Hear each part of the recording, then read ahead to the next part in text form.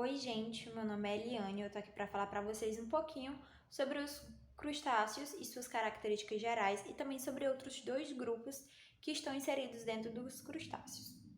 São cerca de 38 mil representantes de crustáceos que a gente tem e os mais fáceis em relação de exemplos que eu posso dar para vocês, que a gente consegue ver muito na natureza, que a gente consome muito quando a gente sai em restaurantes ou vai à praia, são, por exemplo, os caranguejos, os camarões. E também tem um que, com certeza, a maioria das pessoas não sabem que são crustáceos, que são os tatuzinhos de jardim. São exemplos de crustáceos que são terrestres. Os crustáceos, eles vão ter características bem significativas, como, por exemplo, 2 pares de antenas, um par de mandíbulas e 2 máxilas. Coisa que nem todos os outros animais que a gente já estudou antes dos crustáceos vão ter todas essas estruturas, né? Mas claro, obviamente, que dentro do grupo dos crustáceos, alguns não vão ter todas essas características. E um exemplo de estruturas que podem ser que tenham e que não tenham em alguns crustáceos é o cefalotórax e o abdômen. Nem todos os crustáceos vão ter essas duas estruturas, tá? Mas vão ter 2 pares de antenas, um par de mandíbulas e 2 máxilas.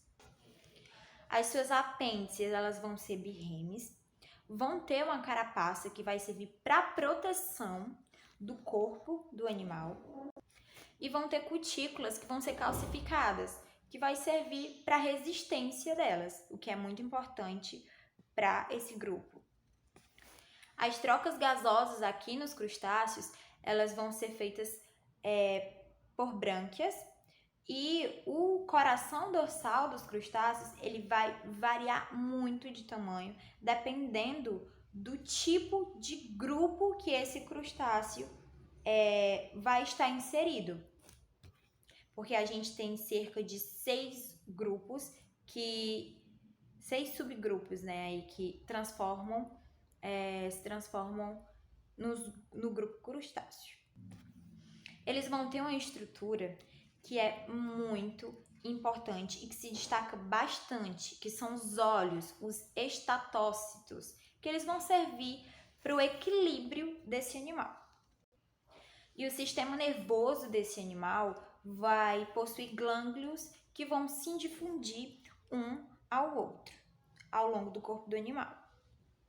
Já na questão da reprodução dos crustáceos, em relação ao geral, eles são dioicos, realizando cópulas, e eles também vão ter um desenvolvimento indireto. Vai ter uma larva natante. Então, não vai ser um indivíduo, não vai ser animais que vão já nascer prontos. Vão ser animais que vão nascer, né? E que vão nascer em forma de larvas natantes e que depois de várias mitoses vão aí se desenvolver para se transformar no indivíduo adulto. E em questão à alimentação dos crustáceos é extremamente variada. A alimentação deles é extremamente variada. E uma das questões muito importantes que a gente não pode se esquecer é a importância econômica que os crustáceos têm hoje em dia. Importância tanto econômica, tanto em questão para o Estado, como em geração de empregos. Muitas pessoas trabalham com a produção de crustáceos no dia a dia. E são tipos de animais que, além de ter essa importância econômica, são bastante saborosos e que existe uma diversidade de pratos que se pode fazer com esses animais. E hoje em dia, a produção de crustáceos, ela gera milhões de empregos e também alimenta milhões de pessoas no mundo todo. Bom, a gente está falando aqui sobre o filoartrópode, né, que é onde os crustáceos eles estão inseridos. E eu falei sobre as características gerais desses crustáceos e agora eu vou falar para vocês sobre 2 grupos que estão inseridos dentro dos crustáceos, tá bom? Que é o Hemipédia Eu acho que é assim que se pronuncia. O Hemipédia. Eu vou falar algumas características sobre esse grupo. Bom, os Hemipédias, eles têm cerca de 10 espécies e o seu corpo é dividido em duas partes, o cefalotórax e o tronco, tá? Esse animal, ele não tem a carapaça por todo o seu corpo, mas ele tem uma carapaça, né, para resistência no cefalotórax, apenas no cefalotórax. Em questão à sua reprodução, eles são hermafroditas e os seus olhos, eles são ausentes ou pouco visíveis. E eles são, querendo ou não, o grupo mais primitivo dentro dos crustáceos. Então, eles têm ainda assim umas características bem primitivas, como o hermafroditismo, né, que eu acabei de falar, e também episódios de carnivoria. Agora eu vou falar para vocês sobre outro grupo que está inserido dentro dos crustáceos, os cefalocáridas. São cerca de 9 espécies existentes até o momento, até onde se sabe. O seu corpo ele é dividido em 3 partes, que é a cabeça, o tórax e o abdômen. E muitas estruturas que estão presentes dentro dos crustáceos, dentro da maioria dos crustáceos, e aqui vão ser ausentes, como os olhos, os cefalotórax, as maxilépides do animal. A carapaça também vai ser uma estrutura que vai estar ausente nesse tipo de grupo. E também tem as apêndices abdominais, que também vão estar em ausência nesse grupo. Assim como o grupo anterior que eu falei para vocês, os cefalocáridas, eles também são hermafroditas e é o único grupo dos crustáceos que eliminam os óvulos e os espermatozoides pelo mesmo caminho. E geralmente eles produzem apenas um ovo. E como eu falei, algumas características que deveriam existir, não existem nesses grupos mais primitivos, né? Nesses 2 grupos mais primeiros que eu falei para vocês. E uma característica, como eu acho que eu já havia falado, são os olhos, né? Que ou eles são inexistentes ou eles são bastante reduzidos, que não dá para você perceber muito bem. Olha, gente, sobre a nossa maquete, certo? A nossa maquete a gente fez com massinha de modelar e a gente escolheu o grupo Hemipédia para fazer por conta também da complexidade de se fazer dos outros grupos, né? E de não conseguir utilizar materiais de um custo um pouco maior. Então a gente escolheu fazer com Hemipédia, certo? Que a Eliane já falou um pouco sobre eles. E aqui tá a nossa maquete que a gente fez com massinha de modelar, que é um material de baixo custo, né, que qualquer um pode ter acesso. E também foi bem simples a sua fabricação, beleza? Oi, gente, tudo bem? Vou falar aqui um pouco com vocês sobre a ordem Anostraca, né, mais precisamente sobre as artêmias. As artêmias que são microcrustáceos de coloração extremamente variada, dependendo da sua alimentação, certo? De acordo com a sua alimentação, sua coloração do seu corpo é modificada. Olha, elas vivem, né, principalmente em regiões de água salgada concentrada, as chamadas salinas, né, que a artêmia também é chamada de artêmia salina ou artêmia SP, né? Esses ambientes, né, por conta da salinidade, eles são de grande dificuldade para outros animais se desenvolverem. Já a artêmia, ela consegue se desenvolver de boa, né? E por conta dessa habilidade dela se desenvolver nessa alta salinidade, ela, como eu posso dizer, ela é uma ótima opção, né, para alimento vivo, tanto para camarão quanto para peixe, em criações em cultivo, né? Em cativeiro. Não é somente por conta da habilidade dela em se desenvolver em altas salinidades, mas também pelo valor nutricional dela, certo? Ela é muito rica em vitamina A, em caroteno, principalmente em sais minerais, viu? Então é por isso que a Artemia salina ela é tão boa, né, quando se fala em alimento vivo para cultivo em cativeiro. Olha, gente, sobre a Artemia, né? A Artemia ela está em constante estado de locomoção, né? Pelo fato de ela ser um animal filtrador.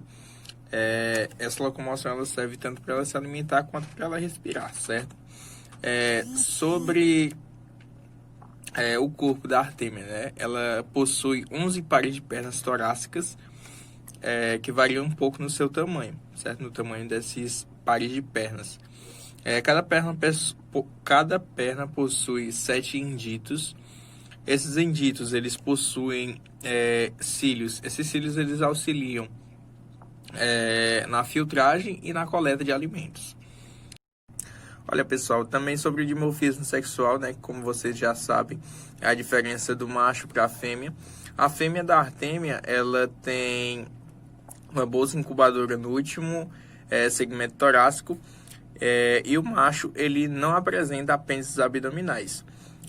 A fase adulta, né, da Artemia, ela pode durar até 20 dias, certo? É uma fase considerada bem rápida. Ó, durante as cópulas, né, desses animais, o macho ele utiliza as suas segundas antenas para se agarrar na fêmea, né? E essa reprodução ela pode se dar de duas maneiras. Ela pode ser viviparamente, onde ocorre a liberação direta dos náuplios, ou oviparamente, na qual os embriões se desenvolvem até a fase de gástrula e se encapsulam, né? Nesse estágio, dentro de uma casca, interrompendo seu metabolismo e podendo permanecer como cisto durante um longo período de tempo. O que acontece quando ele se encapsula? O metabolismo desse animal ele cessa, né? Na verdade, ele para. E esses cistos de artêmias, eles são comercializados, né? São vendidos, principalmente para, como eu havia falado no começo, são vendidos principalmente para alimentação de animais em cativeiro, no caso o camarão, certo? Eu até já trabalhei com esses cistos de artêmia. Esses cistos, eles podem ser desencapsulados, certo? Em laboratório, usando água sanitária. É um processo bem simples, na verdade. Eu vou deixar uma foto aqui logo a seguir do animal que eu tô falando, né? Que é a Artemia. É um animalzinho bem pequeno, na verdade, mas também dá pra ser visto a olho nu, beleza? Tchau, gente. Obrigado. Bom, gente, eu vou falar um pouquinho para vocês sobre o grupo dos filópodas, que eles possuem cerca de 800 espécies conhecidas, né? São de água doce e eles são divididos em cabeça, tórax e possuem um abdômen bem reduzido. Bom, esses indivíduos, eles possuem uma boca formada pela mandíbula, maxila e maxilas e possuem os seus apêndices filopódios na região do tórax, que vão servir tanto para alimentação, quanto para o nado, quanto para as trocas gasosas. Eles vão possuir uma carapaça bem desenvolvida, né, que vai ajudar eles também na questão de proteção, onde eles acabam se enterrando na areia, e uma projeção da cabeça entre as antenas, que também vai ajudar nessa proteção deles. Esse grupo, né, do filópodas, ele se divide ele possui alguns outros grupos menores, que é os Notostraca, Laevicaudata, Spinicaudata, Anomópoda, Quitenópoda, Onicópoda e Aplópoda. Bom, esses são alguns grupos pequenos, né? Cada um possuindo suas características, mas eu não vou explorar muito esses grupos. Vou continuar falando mais sobre as características gerais dos filópodas. Esses pequenos grupos que eu citei, eles apresentam algumas características semelhantes em questão das antenas, né, bem desenvolvidas, a maioria são pequenos, também vivem ali na parte mais do substrato, né, são uma boa parte detritivos, já que vivem ali no substrato, né. E continuando falando um pouco das características gerais dos filópodas, uma das características deles é a questão da ciclomorfose, que é onde eles sofrem algumas mudanças, né, de acordo durante o ano, dependendo das condições, sejam elas mais favoráveis ou não, eles sofrem algumas modificações na sua morfologia, sendo eles para ficar com um corpo mais alongado ou com um corpo mais achatado. Já na questão da reprodução, é bem diversificada. Eles podem ser gonocóricos, hermafroditas, podem realizar também uma reprodução bissexuada e até mesmo partenogênese. Esses indivíduos, eles vão incubar, né, fazer a incubação dos seus ovos durante um período variado de tempo, e em alguns deles a gente pode até mesmo visualizar os óvulos dentro da estrutura, né, do corpo deles, por eles apresentarem um corpo mais transparente, que é o caso dos Laevicaudata e dos anomópodas. Esses indivíduos é possível a gente visualizar os ovos, né, nas suas estruturas. Alguns desses indivíduos, eles podem ter os ovos podem ser fecundados e gerar as larvas, que são chamadas náuplias, ou até mesmo um indivíduo já jovem, né, semelhante ao adulto. Alguns possuem os espermatozoides ameboides, sem flagelo e sem acrosoma. Também é possível, né, visualizar os ovidutos, que se abrem nas bolsas incubadoras, né, que vai facilitar um pouco essa fecundação. E a questão dos ovos de verão e ovos de inverno, que é a característica desse grupo. Bem, os ovos de verão, né, vai acontecer quando está naquele período mais chuvoso, que possui mais água. Os ovos desses indivíduos, ele pode ser tanto direto como indireto, porque ali ele vai ter condições favoráveis, né, para essa reprodução. Já os ovos de resistência, né, que é quando está um período mais desfavorável, quando eles colocam os seus ovos ali em regiões mais que pode sofrer em região mais favorável, né, com menos água. Os ovos já vão ter uma casca mais espessa, vão também sofrer um desenvolvimento indireto, né, que é a questão que as condições vão estar desfavoráveis. Outro grupo, né, do subfilo de crustácea vai ser o Malacostrata, que vai ser, né, um grupo dos Ostraca, junto com o Filápoda. Esse grupo, né, dos Malacostratas, ele possui cerca de 23 mil espécies e possui uma cabeça é dividida em cabeça, tórax, abdômen. Vai possuir também um telson, né, e os uropóides, que vão ser bem mais evidentes nesse grupo, diferente dos outros. A cabeça deles, eles vão possuir cerca de 5 segmentos, já na região do tórax 8 e no abdômen 6 segmentos. Outra estrutura também, né, diferente que vai aparecer nesse grupo vai ser o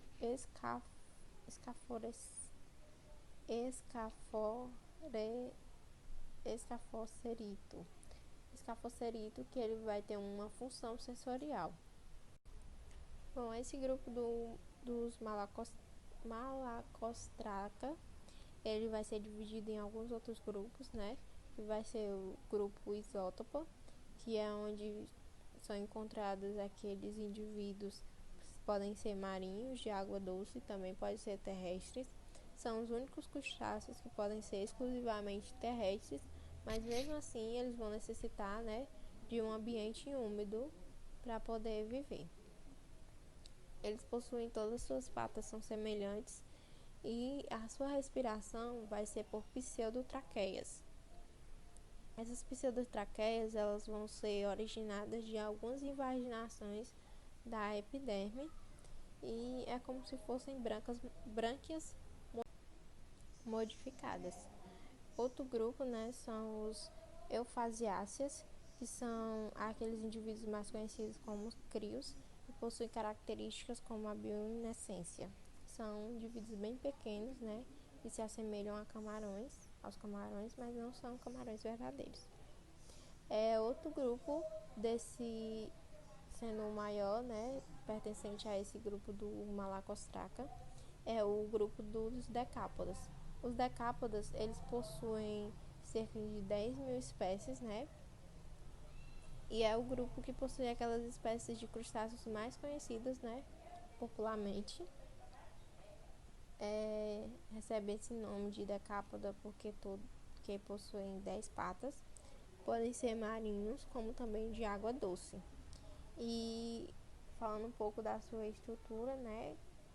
Da sua estrutura corporal, seu primeiro par de patas ele é modificado, principalmente nos caranguejos, nos siris fica mais evidente essa característica do primeiro par de patas sendo modificados para quelípedes. Eles podem também ter indivíduos terrestres, né, como um certo grupo de espécies de caranguejos. Bom, e eles possuem um cefalotórax, ele é dividido em cefalotórax e abdômen, né? Não possuem aquela repartição entre meio e a cabeça e o tórax. É como se houvesse uma junção. Nesse grupo, pode-se dividir os indivíduos que são semelhantes aos camarões, os indivíduos que são semelhantes às lagostas e os indivíduos que são semelhantes aos caranguejos. Em relação aos que são semelhantes às lagostas, a gente pode incluir os grupos dos Astacida,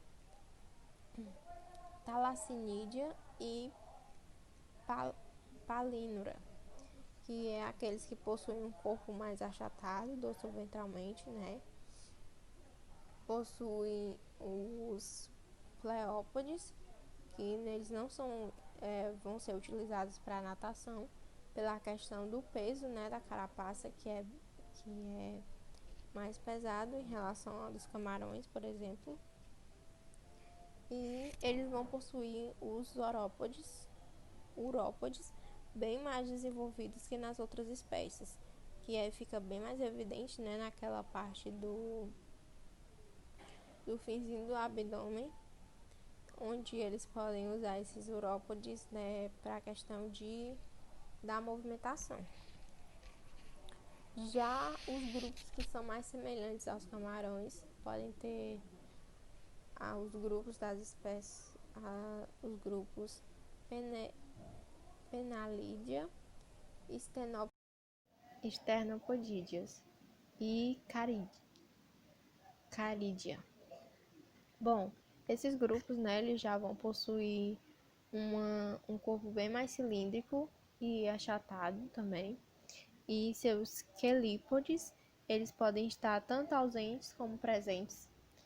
E o seu exoesqueleto, né, ele vai ser uma estrutura mais fina, que vai permitir que ele seja mais flexível, não vai ser calcificado como nos outros indivíduos desse grupo, né? Já os seus pleópodes, eles podem possuir franjas de cerdas que podem ser tanto sensoriais como para o nado, né? Já os indivíduos que são mais semelhantes aos caranguejos, eles podem ser divididos em dois grupos, que são os anamura, que vai pertencer aos grupos dos Porcelinamídea e dos ermitões, que os Porcelinamídeas são aqueles indivíduos que são aqueles que se assemelham mais, né, aos caranguejos, mas são tidos como falsos caranguejos pela questão das suas patas, né? Seu último par de patas, que ele é muito vertigial, muito pequeno e fica na região do dorso do indivíduo, né? Do crustáceo. Geralmente os seus urópodes estão presentes e seu abdômen é bem mais reduzido. E os ermitões, né, que a gente conhece, também não são caranguejos verdadeiros, pela questão das patas também, né, e do seu último par ali, ele não possui não é completamente recoberto, né, por uma carapaça. Já os tidos como caranguejos verdadeiros é o grupo dos branquíoras, que eles vão possuir um cefalotórax mais largo e um abdômen reduzido. Os urópodes são quase ausentes, né? Onde a gente vai ter aqueles indivíduos que são os caranguejos verdadeiros, os siris, esses indivíduos. O último grupo, né, do subfilo dos crustáceos é o grupo dos maxilópodas, que ele é dividido em alguns pequenos grupos, que são os Copépoda, Branchiura e os Cirripédias. Os copépodas, eles são cerca de 12.000 espécies conhecidas e possuem uma carapaça ausente e são indivíduos tanto de vida livre como parasitas. Já os branchiuras vão ser indivíduos parasitas de peixes, né? E eles possuem olhos compostos e um abdômen pequeno, né? E apresentam a sua maxila modificada na estrutura de uma ventosa, que vai auxiliar, né, na questão do parasitismo, né, dos peixes, onde eles vão se fixar. Já os grupos dos Cirripédia vai ser um grupo que é constituído basicamente pelas cracas, e essas cracas, elas são indivíduos, quando adultos, vão ser indivíduos sésseis e vão possuir um corpo coberto por placas calcárias. Elas também podem ser indivíduos parasitas de certas formas, né? Que podem se fixar tanto em outros crustáceos, como também se fixar sobre outras cracas, né? Na busca de um ambiente, né? Porque esses indivíduos sésseis, eles disputam, eles têm uma grande disputa, né? Sobre os ambientes, né? Mais favoráveis para a sua sobrevivência.